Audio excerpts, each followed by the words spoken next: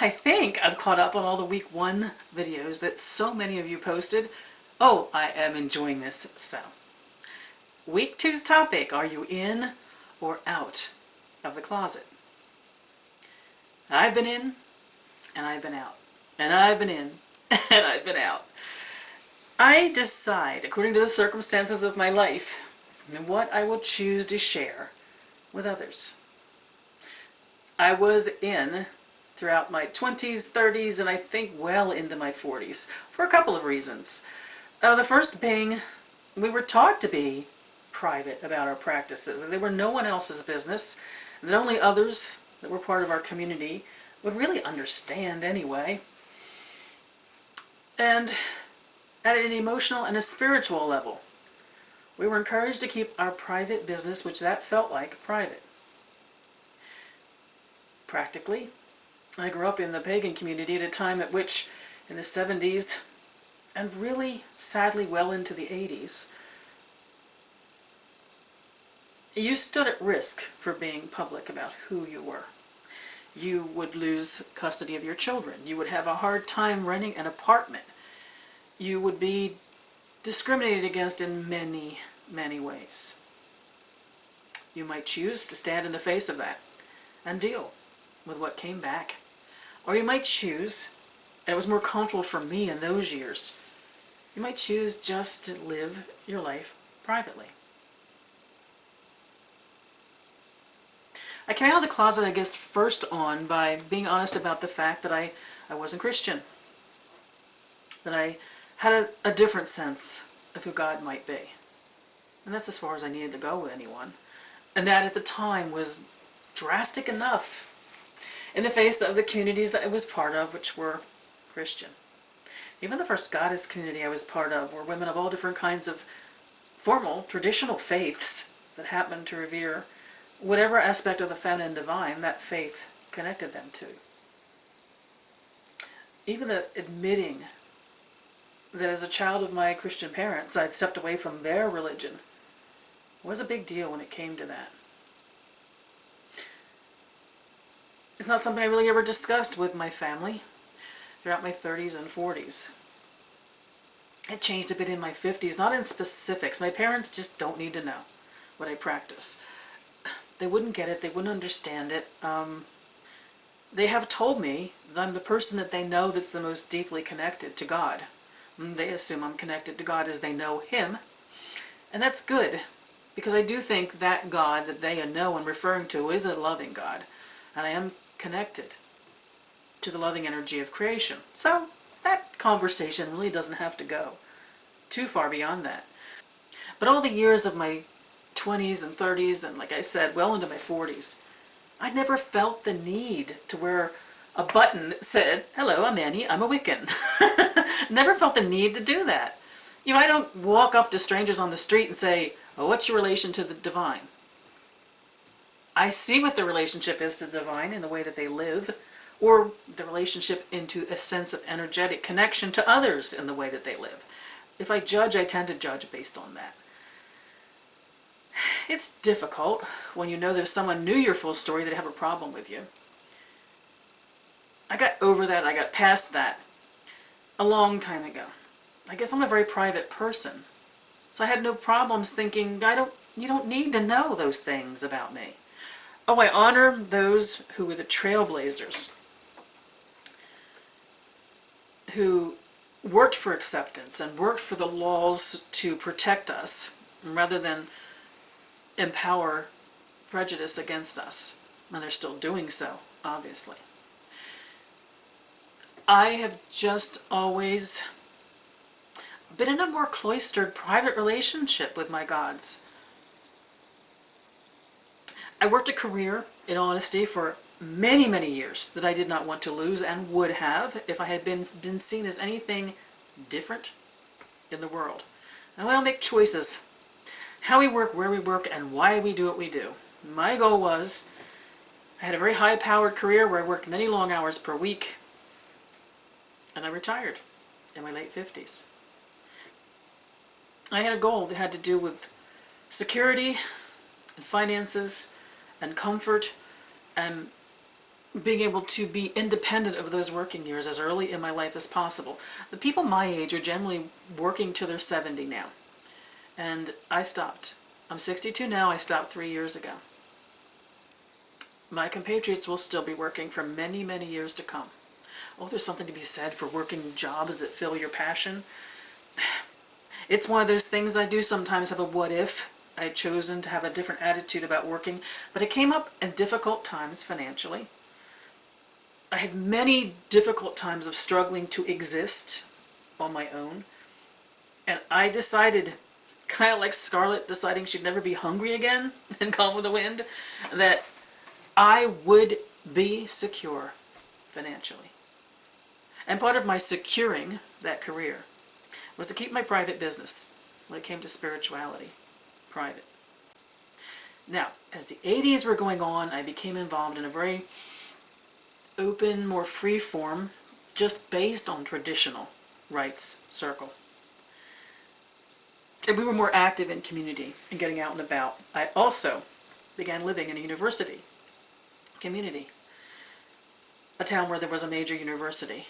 So it was an environment of the times were changing and acceptance was changing.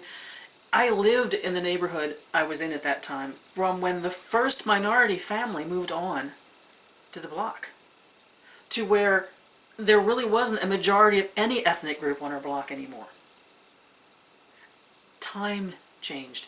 People changed. Accepted changed. I became very, very involved in the Unitarian Universalist Church, and that allowed me to be in touch with other people who didn't put God in a box. When I went to that Unitarian Universalist Church, which was in the 80s, when I started going, I went at the recommendation of a pagan friend, actually a Druid, who, as I was in my 40s, she realized I had a need for a greater community beyond the cloister of my circle. And she told me, seek out a Unitarian Universalist Church. You need to see what a UU does. And I tried it, because she was very wise and I trusted her.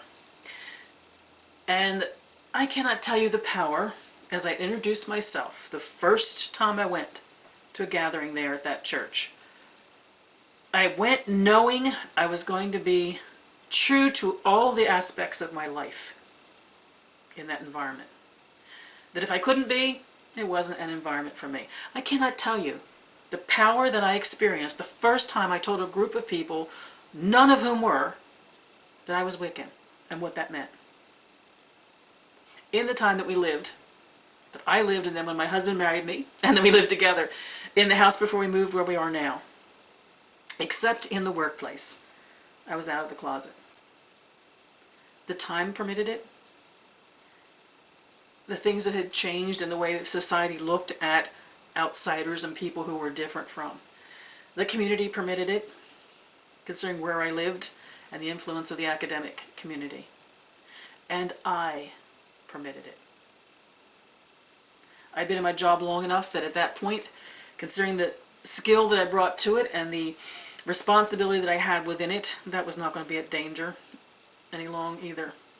If it had been, I guess it would have been an HR battling that one out. The times they were changing.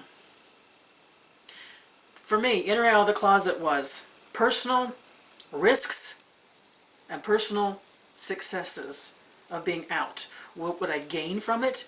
What could I lose from it? At different times in my life, I've made different decisions. And that continues to this very day. A little over 3 years ago, we moved where we are. What would I gain from it? What would I lose from it? And also, in honesty, how would it impact my husband, who's non-pagan? We happen to live now in a conservative part of our state. Very Republican, very not just Christian, but Christian fundamentalist. Our neighborhood is full of beautiful, wonderful people. I am not belittling them by saying they wouldn't get me, but I do have to be selective about what they know about me. I do not want to spend every minute of my life explaining myself to someone else. They know I'm a Unitarian Universalist. That is confusing enough for most of them. So I find myself being a little bit more pulling it back in, holding it with more tenderness than I did where we used to live. It took some adjustment. I can't say that I like it. I have begun meeting some others in the area. They tend to be as I am when it comes to how public they choose to be about their practices and beliefs. I'm content with discussions about what universalism means to me here in our local community with Christian friends. It's my way of being present to those who don't understand that someone who looks like me, looks like them, can be so different from them.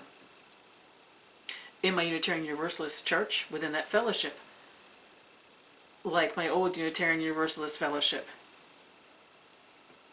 I identify as Wiccan. And I have conversations about the specifics of what that means to me. In the local community, I identify as Universalist, and I have conversations about what that means to me.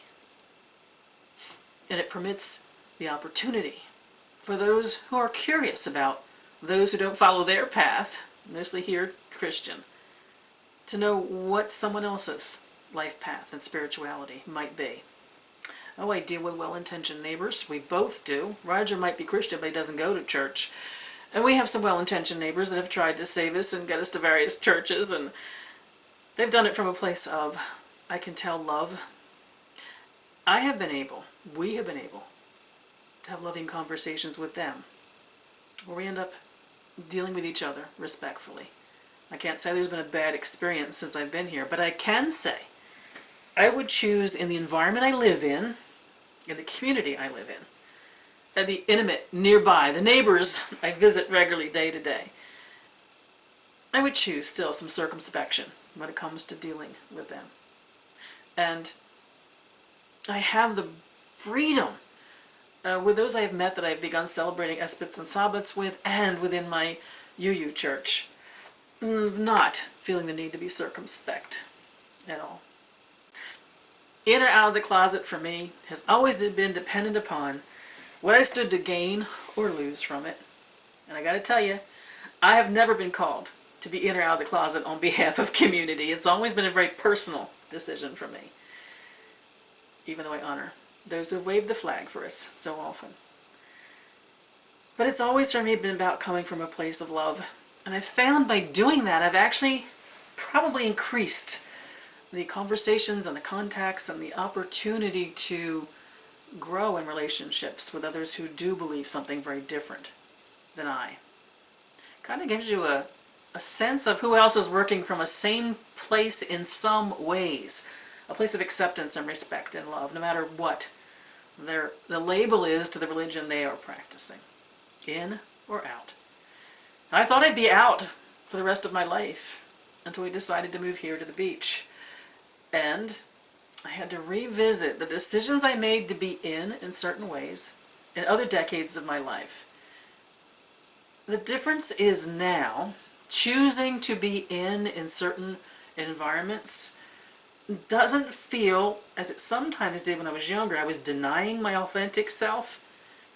It feels now more like celebrating my authentic self and knowing it's something that only I choose when and if I want to make public. I wish you mirth and reverence. Mary Part.